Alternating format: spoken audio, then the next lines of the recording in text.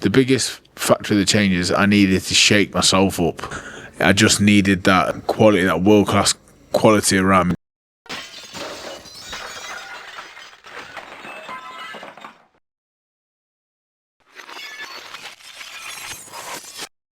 Ladies and gentlemen, look who I've got here with me. I wanted to jump on camera with Frazer because it's so much more personal, and then we can have a little fisty fight after, but we're not going to do that today. Not doing that today, mate.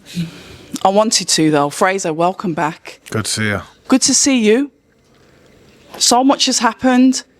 You had your fight with Jamie Takivi, didn't go your way. No, I lost. All right. The first time, how did it feel? No, it's a bad feeling. Losing is the worst feeling. There's no. Well, it wasn't the first time, but you know what I mean. No. It's the worst feeling in the world. It's hard for a while. It was difficult for a while, but and you look back and you look at what you got, and you know the things you have around you, you become very grateful. But then, no, I'm very blessed to be in a position where I'm not very blessed. I've worked very hard in my life to be in a position where opportunities always seem to come across the table, and one did, and here we are, you know. I did not know what you were going to do after you had that fight with Jamie Takivi. I was like, what is going on with him? Where is he? You know, to me, I didn't like that loss at all. I didn't. Obviously, you're in the ring. I thought it should have been stopped, if I'm going to be honest. A lot of people thought that. Well, you know, I'm always quite honest. No, a lot of people, didn't like it. A lot of people thought the same. Did that contribute towards your decision to make changes as far as your training? And I'm not asking you to disrespect anyone. I'm just asking for the truth. My choice for that extent, I felt like I needed some experience, and probably the biggest factor of the change is I needed to shake myself up. And I just felt like I was a bit stagnant, and I needed that from someone else. Hence coming to Joe Gallagher, someone who I've known of and half known in the sport for a long time. And I just needed that. I needed that team environment again for one. And I needed that horrible father figure that's going to tell you black is black and white is white. Do you know what I mean? And that's what you get. So yeah, that's it. Making that decision to move, it can't be easy. You spend so much time with your team, you get used to them, and like you said, you needed that revitalization. It's almost like a relationship that gets stale. It's you need something else because you know that there's nothing left for that to get that freshness back. After a fight that potentially could have been career defining, because I was watching it, I was thinking, what is he going to do now?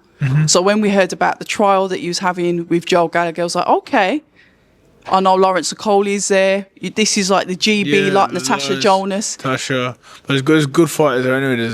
There's Zelfa, yeah. Mikey, Josh Holmes, you know, Billy Dennis. There's a gym full of good fighters. Huey, all the lads are all good. You know what I mean? They're just like what I noticed early on was, and it's probably the same in gyms all up and down the country. There's loads of good fighters.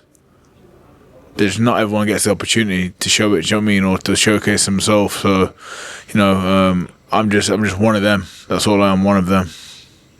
But that team spirit, I spoke to Natasha and she was saying, look, Frazer's come from the GB setting. It's a team. There's loads of us there. It's how we train. We work harder when there's a busier gym. I spoke to Liam Smith the other day. He said the same. He said, you've got to be in a good gym with other fighters because it pushes you on. He said it doesn't necessarily depend on who you're sparring, but if you know that you've got champions in the gym, you're going to work just as hard. Yeah, and you know, for someone like myself who consider myself like... listen, there's a lot more for me to learn in boxing, but I've been around and I know a little bit, do you know what I mean? And it's just, it was very naive of me, and I was a bit blinded, I think, probably by my loyalty. And by, I don't know exactly what was blinding me, but I thought I could get away with not training in a team and not being in an environment. Not the environment, because the gym I was in, obviously the Lions Den boxing in Huni, fantastic gym, fantastic people in there. I just needed that that quality, that world class quality around me. Do you know what I'm saying? So look, we made the change, and I think it's for the better. I feel like in myself it's for the better. So now we go from there. How has the change been? Like, have you had to peel back some layers? Have you had to find out who you are again? Because you've got a completely different trainer that has trained world champions and kept those belts as champions. So what was it like for you stepping into that gym? Difficult. Same as anyone. It would be for anyone stepping into that gym. You know what made me feel like I was back at the GB days the most? I was the shittest at everything. I was the most unfittest. I couldn't do the bar. I couldn't do the verticlimber. So obviously I'm chasing people, which is where I need to be to get the best out of myself. You know what I'm saying? I've got not just that, the teammates, the gym.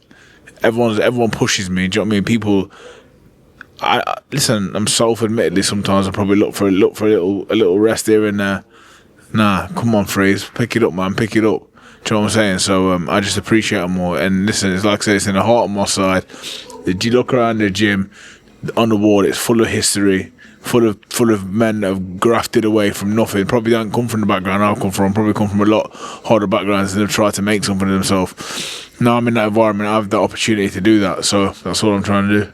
Joel Gallagher, a fighter himself, you know, battled and won, defeated the worst disease on this planet. You know, somebody that fights through that. What motivation does that give you when you're trying to cut a corner with a man that didn't have any choice? No, listen, to fight his disease head on. I'll tell you something about Joe. Well, what I've learned, and listen, I'm developing that relationship all the time. But you know, Joe's a yard man. Let me tell you, Joe's a real guy, man.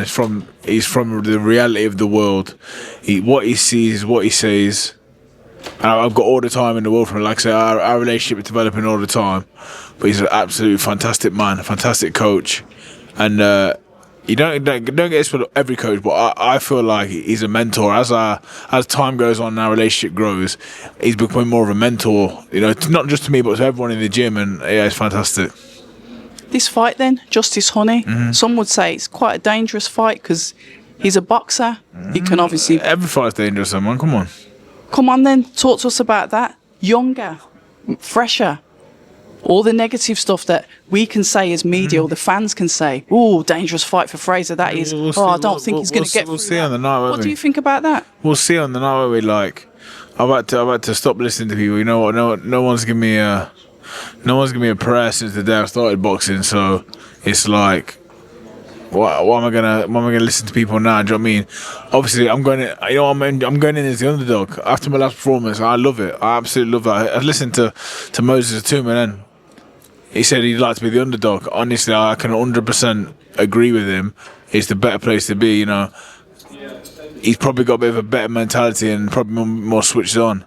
But you know, when I was not the underdog, probably took my eye off the ball a little bit. You know, being an underdog, I've got a bit between my teeth. What did you learn from the losses, Frazer? What has it taught you? Except for... you have to take responsibility yourself. I never blame anyone else. I need to get back to what made me Frazer Clarke. So we're trying to do that. And listen, I know Justice Huni, he knows me. He knows what I'm good at. I know what he's good at. It'll be a fantastic fight. I've got full respect and admiration for the lad. I'll say this on camera as well. You know, his coach passed away, I believe it was last year. So I obviously want to send my condolences to his team on that behalf, because I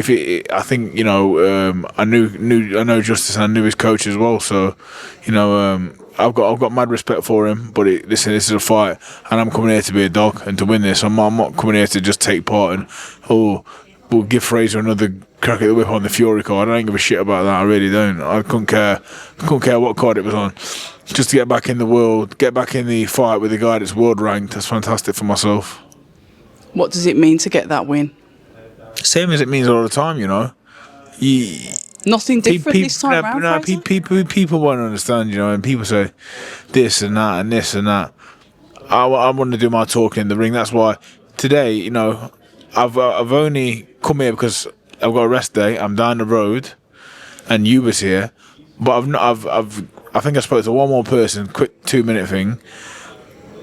And like I said to everyone, I said, look, we'll have all fight week to do the talking. But, you know, we had a conversation, didn't we? And I hadn't spoken to you for a while, so I thought, you know what, I'm not doing nothing now. Nip down, get some fresh air and have a chat. Listen, I wish you all the best. Unfortunately, I won't be there because they seem to have missed my name off the invite list this time. But I'll be at home cheering and supporting for you to get this W. I will say that, obviously, we've known each other for a little while. We've spoke so many times off camera. You are a really great guy. Even when you are in a bad mood, it's still funny. It's an up and down relationship. Listen, but that's what makes it good. But again, like I was told off last time I spoke to you, I was told off by my missus. I was told off because your missus is lovely and she likes me. I was told off. She says that wasn't you. Well, it probably added to the fight because that wasn't you. That was rude. Then he was rude to her. You spoke a bit derogatory in a few moments, and like I say, yeah, it wasn't myself, so I do apologise for last time. It was all said with love, and maybe coming from a place where I probably wasn't in the best headspace. Listen, it's all fun and games. And Snoochie Shy from BBC One Extra, actually, she enjoyed it. She said that was the funniest interview that I've ever done. No, you know, so there you go. When you relax with someone, you can be real, don't you? But no, I probably just said a little bit too much. But there we go. Listen, Frazer, never change. I wish you all the best. No, I appreciate it. Thank you for your time today. No, of course. And we'll catch up post-fight. Yeah, of course. No worries. Respect. Ladies and gentlemen, Frazer Clarke. Out.